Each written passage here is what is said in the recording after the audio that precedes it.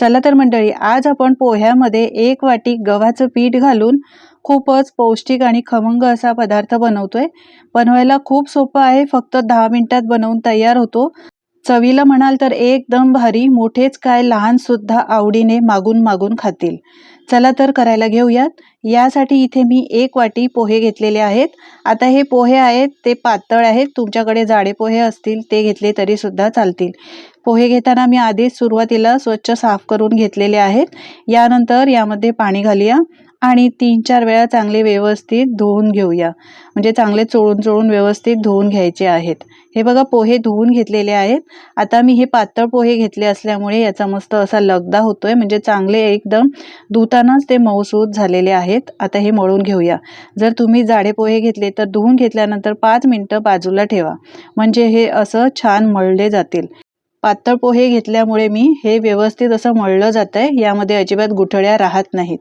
आणि जाडे पोहे असले तर 5 मिनिटं बाजूला ठेवून त्यानंतर या पद्धतीने पोहे चांगले असे मळून घ्यायचे आहेत। हे बघा मंडळी, तुम्हाला माझी जर रेसिपी आवडत असेल तर प्लीज एक लाईक करायला अजिबात विसरू नका। आणि तुम्ही कुठून ही रेसिपी पाहता हे सुद्धा मला कमेंट करून नक्की सांगा, म्हणजे मी तुमचे आभार मानू शकीन आणि मलाही कळेल ही माझी रेसिपी कुठून पाहिली जाते। पोहे चांगले मळून घेतलेले आहेत। आता इथे मी 1 लहान वाटी गव्हाचं पीठ घेतलंय, म्हणजे मी 1 मोठी वाटी पोहे घेतले होते आणि अर्धी वाटी म्हणाल तुम्ही तर लहान 1 वाटी असं गव्हाचं पीठ घेतलेलं आहे। यानंतर 1 बारीक चिरलेला कांदा, 1 बारीक किसून घेतलेला गाजर घेतलेला आहे। यामध्ये तुम्ही तुमच्या आवडीच्या किंवा मुलांच्या आवडीच्या भाज्या घालू शकता। 1 चमचा आलं, लसूण आणि मिरचीचा ठेचा घातलेला आहे। या ठेच्याचा वापर नक्की करा। यानंतर घालूया 1 चमचा, इथे माझ्याकडे पांढरे तीळ होते म्हणून मी ते घालते, तुमच्याकडे जर गावरान तीळ असतील ते घातले तरी सुद्धा चालतील। आता 1 चमचा कसुरी मेथी घालते। कसुरी मेथीचा वापर नक्की करा, यामुळे या पदार्थाला चव खूप चांगली येते।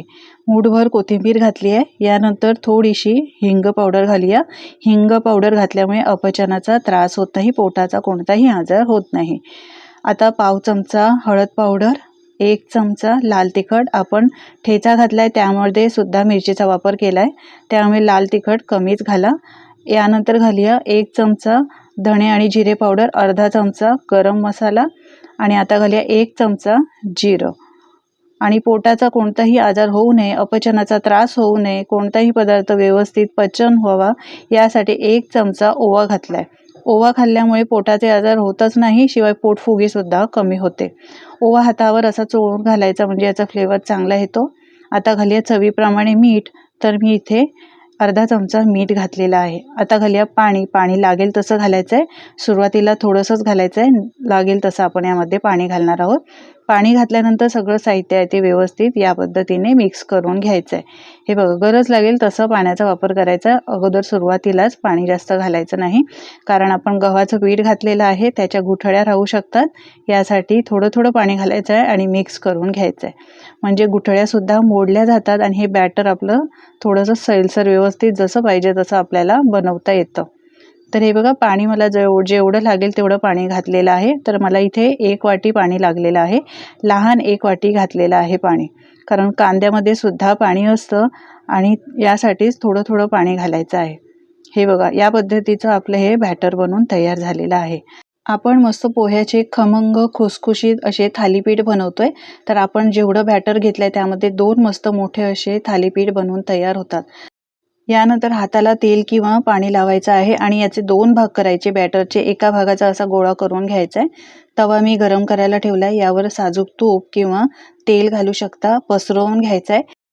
तवा एकदा गरम झाला की गॅसची फ्लेम लो टू मीडियम ठेवायची आहे आणि यानंतर हे थालीपीठचं मिश्रण यावर घालायचं आहे।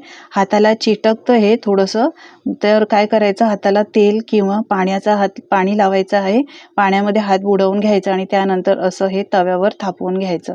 तुम्ही पाहिजे तर एखाद्या सुती कापड्यावरच खाली असं, म्हणजे तव्यावर घालण्यापूर्वीच थापून घ्या आणि त्यानंतर ते असं तव्यावर घालू शकता किंवा असं डायरेक्ट तव्यावर थापून बनवू शकता। आता हे थापून घेतल्यानंतर 3 ते 4 मिनिटं एकदम स्लो फ्लेमवर आपल्याला हे थालीपीठ भाजून घ्यायचं आहे आणि हे पसरवताना थालीपीठ थापताना एकदम पातळ लेअरमध्ये थापायचं आहे, म्हणजे ते कच्चं राहत नाही आणि हे लगेच भाजलं जातं. 2-3 मिनिटांनी आपल्याला हे बघा असं साईडच्या कडा मोकळ्या करून याला पलटून घ्यायचं आहे. दुसऱ्या बाजूने सुद्धा चांगलं हे भाजून घ्यायचं आहे. आता वरून साजूक तूप लावून घ्यायचं आहे. या पद्धतीने थालीपीठ खाताना साजूक तूप असेल त्यावर तर खायला एकदम चवीला भन्नाट लागतं. आता दोन्ही बाजूने हे चांगलं कच्चेपणा जाईपर्यंत असं थोडंसं प्रेस करायचं आहे त्याला, म्हणजे कुठे कच्चं राहिलं असेल तर ते व्यवस्थित भाजलं जाईल. लो टू मीडियम फ्लेमवर जर हे थालीपीठ भाजलं ना तर मस्त खमंग लागतं आणि खुसखुशीत बनतं हे. हे बघा मस्त असा याला रंग आलेला आहे, पाहू शकता. चांगलं दोन्ही बाजूनी या पद्धतीने थोडंसं दाबून दाबून असं प्रेस करून भाजून घ्यायचं आहे. अगदी 10 ते 15 मिनिटात बनून तयार होतं हे थालीपीठ. चवीला तर एकदम भारी लागतं. नेहमीचे पोहे, कांदे पोहे खाऊन जर कंटाळा आला असेल, चपाती भाकरी खायचा कंटाळा आला असेल, तर या पद्धतीने तुम्ही हे थालीपीठ बनवून खाऊ शकता. हे थालीपीठ भाजून झालंय, जाळीवर काढून घेऊया म्हणजे याची वाफ निघून जाईल आणि हे ओलसर राहणार नाही. आता याच तव्यावर दुसरं थालीपीठ म्हणजे जेवढं आपलं एक्स्ट्रा बॅटर राहिलेलं आहे ना, तेवढं बॅटर यावर घालायचं आहे. तर थालीपीठचं सगळं उरलेलं बॅटर मी घेतलेलं आहे. आता हाताला थोडंसं पाणी लावून घेते किंवा तेल लावायचं. पाणी लावलं तरीसुद्धा हे व्यवस्थित असं थापलं जातं आहे. जितका जमेल तितकं पातळ लेअर करायचं, म्हणजे ते कच्चं राहत नाही कुठेही आणि शेकलं चांगलं जातं आणि लगेच होतं. जर जाड्या लेअरमध्ये तुम्ही बनवाल ना तर ते भाजायला सुद्धा जास्त वेळ लागतो. आता पहिल्या थालीपीठावर मी तीळ घातले नव्हते, यावर थोडंसं तीळ घालते. आपण हे थालीपीठचं बॅटर मिश्रण बनवताना सुद्धा तीळ घातले होते, पण असे वर घातले ना त्या वेळेला आपल्याला जेव्हा आपण खातो ना तेव्हा हे खायला एकदम भारी लागतं. वर थोडंसं साजूक तूप घातलेलं आहे. स्लो फ्लेमवर हे पण सारख्याच पद्धतीने भाजून घ्यायचं आहे. साईडला सुद्धा थोडंसं साजूक तूप असं घालायचं. एकदम 2-3 मिनिटं चांगलं व्यवस्थित भाजल्यानंतर याला पलटून घ्यायचं आहे. सकाळच्या घाईगडबडीच्या वेळी तुम्हाला काही सुचत नसेल, नाश्त्याला काय बनवायचं, काही वेगळं ऑप्शन हवं असेल आणि ते सुद्धा झटपट बनणारं, तर अशा पद्धतीने तुम्ही हे पोह्याचं थालीपीठ बनवू शकता. लहान मुलांना टिफिनमध्ये देऊ शकता, नक्कीच ते खातील. मुलं भाज्या खात नाही तर या पद्धतीने तुम्ही हे थालीपीठ बनवू शकता. तर आपलं हे सुद्धा थालीपीठ बनवून तयार झालं आहे. पाहू शकता रंग किती सुरेख आलेला आहे. तर मी हे थालीपीठ दह्यासोबत आणि हिरव्या चटणीसोबत सर्व केलेलं आहे. मुलांना तुम्ही सॉसबरोबर सुद्धा देऊ शकता. खूपच छान लागतं, चवीला एकदम भारी. आणि तीळ घातल्यामुळे जेव्हा हे खातो आपण ना तेव्हा तोंडात ते तीळ येतात ना तर एकदम चव याची वेगळीच होऊन जाते. मुलांच्या आवडीच्या यामध्ये भाज्या घालू शकता. सिमला मिरची किंवा कोबीची सुद्धा तुम्ही हे थालीपीठं बनवू शकता.